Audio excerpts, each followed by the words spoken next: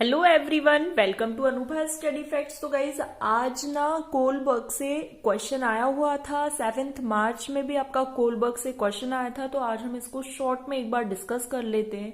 Kohlberg के द्वारा moral development जो दिया गया था उसके बारे में आज हम शॉर्ट में एक बार समझने वाले हैं, इनकी स्टेजेस के बारे में। और इन्होंने जो प्रिंसिपल दिया था उसका नाम भी एज इट इज पूछ लिया जाता है, क्योंकि आज की शिफ्ट में भी मोरल डेवलपमेंट से क्वेश्चन आया था, इस वजह से हम एक बार इसको डिस्कस कर लेते हैं। परीक्षा ऐप आप लोगों के लिए लाया है एमपीटेट में आने वाले संभावित प्रश्नों के लिए एक टेस्ट सीरीज। आप चाहें तो इसे ज्वाइन कर सकते हैं 50% डिस्काउंट के साथ। 50% डिस्काउंट आपको ANUBHA50 अनुभव 50 कोड यूज करने पर मिलेगा। मैं भी शिक्षक करके एक आपको टेस्ट सीरीज का ऑप्शन दिखेगा, वहां पर आप क्लिक करेंगे तो वहां पर आपको दिखेगा कि शिक्षक पात्रता में जो हमारा एमपीटेट चल रहा है उसमें जितने भी संभावित प्रश्न आ सकते हैं, किस तरीके से पैटर्न पर क्वेश्चंस पूछे जा रहे हैं, अगर आप उन सबका एनालिसिस देखना चाहते हैं तो आप परीक्षा ऐप डाउनलोड कर सकते हैं। उसकी जो लिंक है वो डिस्क्रिप्शन बॉक्स में है। 50% डिस्काउंट के लिए आप यूज करें अनुभव 50 कूपन कोड। तो चलिए फिर आज का सेशन शुरू करते हैं। सबसे पहले कोलबर्ग का जो मोरल डेवलपमेंट का प्रिंसिपल है, ये आपको ध्यान रखना है कि कोलबर्ग के द्वारा क्या दिया गया, मोरल डेवलपमेंट दिया गया। कितनी स्टेजेस दी गई, तो 6 स्टेजेस दी गई। कितने लेवल दिए गए, तो 3 लेवल दिए गए। ध्यान रखना, ये इसमें कंफ्यूज मत होना, क्योंकि ये हमारे वर्ग 2 में भी पूछा गया था। क्या पूछा गया था कि कितने लेवल है और कितनी स्टेजेस हैं, है ना। तो ये आपको बिल्कुल कंफ्यूज नहीं होना है। सबसे पहले आता है आपका प्री कन्वेंशनल, फिर आता है कन्वेंशनल, फिर आता है आपका पोस्ट कन्वेंशनल। प्री कन्वेंशनल में आपकी 2 स्टेजेस आती हैं, क्योंकि स्टेजेस ऐसे पूछ ली जाती है कि भाई ये जो स्टेज है वो किस लेवल में आती है, तो आपको ये पता होना चाहिए। ओबीडियंस एंड पनिशमेंट, आज्ञाकारिता एवं दंड जो है वो प्री कन्वेंशनल में। इंस्ट्रूमेंटल एक्सचेंज, इंडिविजुअलिज्म एक्सचेंज इसे बोला जाता है। एक्सचेंज से आप याद रख सकते हैं इसको, टिट फॉर टैट वाली बात आएगी, इसको अभी हम डिटेल में समझने वाले हैं। फिर आता है आपका कन्वेंशनल, जिसमें आता है good boy good girl orientation, प्रशंसा पाना, और लॉ एंड ऑर्डर ओरिएंटेशन, ये अभी हम इसको डिटेल में पढ़ेंगे। फिर आता है आपका पोस्ट कन्वेंशनल में सोशल कॉन्ट्रैक्ट ओरिएंटेशन, फिर आता है यूनिवर्सल एथिकल प्रिंसिपल। तो ऐसे 3 लेवल हो गए, कौन कौन से, pre conventional, conventional and post conventional. 6 stages हो गई, obedience and punishment, instrumental exchange या फिर individualism exchange, good boy good girl orientation, law and order orientation, social contract orientation and universal ethical principle. यहां तक बात क्लियर हो गई। अब हम एक एक स्टेजेस को यहां पर समझने वाले हैं। ओबीडियंस एंड पनिशमेंट, जैसा कि इसके नाम से स्पष्ट है, आज्ञाकारिता एवं दंड, बच्चा दंड से बचने के लिए आज्ञा का पालन करता है।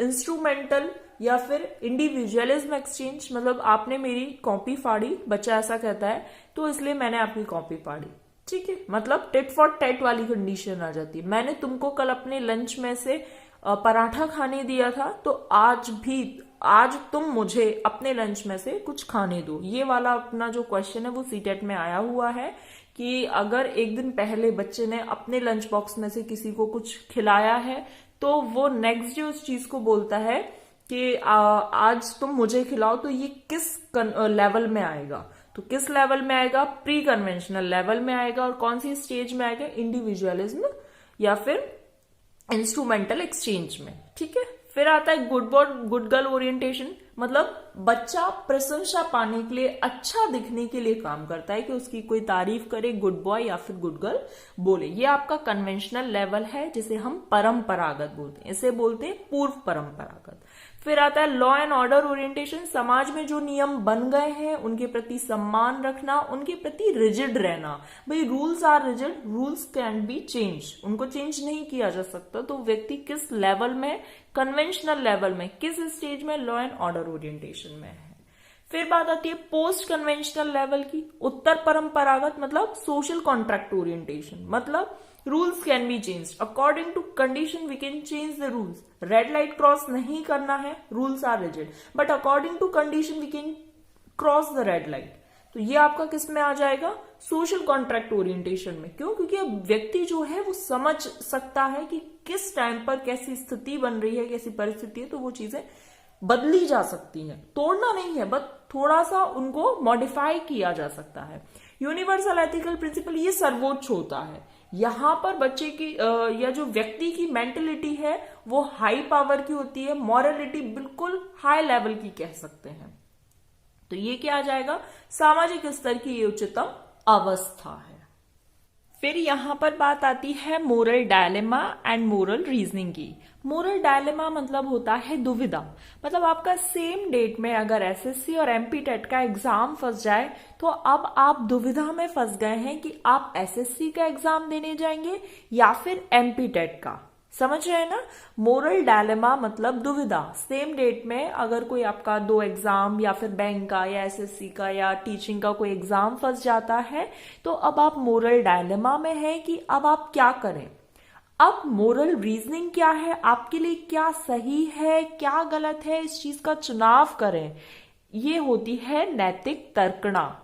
क्या, जब आप ये यूज कर पाए, अपना मेंटल लेवल इस तरीके से यूज कर पाए कि आपके लिए क्या सही है। जैसे सपोज आप पिछले 2 साल से एमपी टेट की तैयारी कर रहे हो और एसएससी की, चूंकि अब एमपी टेट इतने टाइम से आ नहीं रहा था, बार बार डिले हो रही थी डेट, तो आपने सोचा चलो एसएससी का भी फॉर्म फिल कर देते हैं और मुश्किल से 1-1.5 महीने से आप एसएससी की प्रिपरेशन कर रहे हो।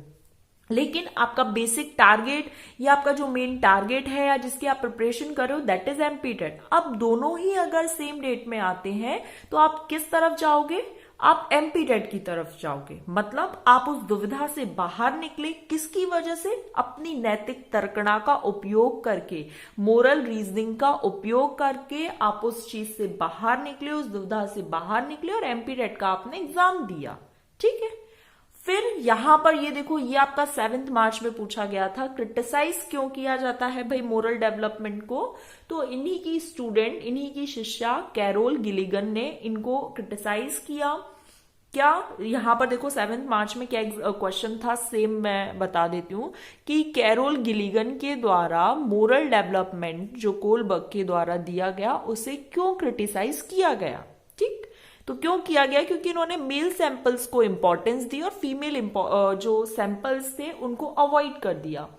क्या होता है, फीमेल जो होती है वो सॉफ्ट हार्टेड होती है, तो उनका जो लेवल है थिंकिंग का या मोरल रीजनिंग का वो अलग होता है। अब चूंकि इन्होंने केवल मेल सैंपल्स लिए हैं तो ये चीज स्वाभाविक सी बात है कि कहीं ना कहीं बायसनेस आ गई। बायसनेस समझते ना, एक तरफ झुकाव होना, पक्षपात होना। इस वजह से इस चीज को, इस थ्योरी को क्रिटिसाइज किया गया, किसके द्वारा, कैरोल गिलिगन के द्वारा। तो ये आपसे 7 मार्च और 11 मार्च के एग्जाम में पूछा गया था, इस वजह से मुझे लगा इस पर एक शॉर्ट में वीडियो बना देना चाहिए ताकि आप लोग को पता चल जाए। एक बार शॉर्ट में हम इसको अच्छे से देख लेते हैं कि क्या कहा गया है। तो देखो 3 लेवल है, pre conventional, conventional, post conventional, 6 stages हैं।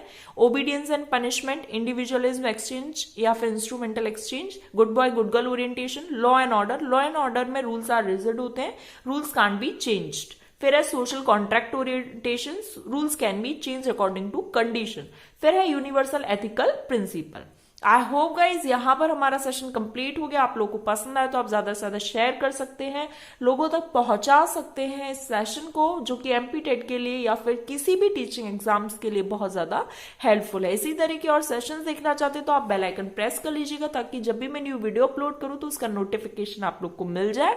हम फिर नेक्स्ट सेशन में मिलेंगे। Thanks for watching this video.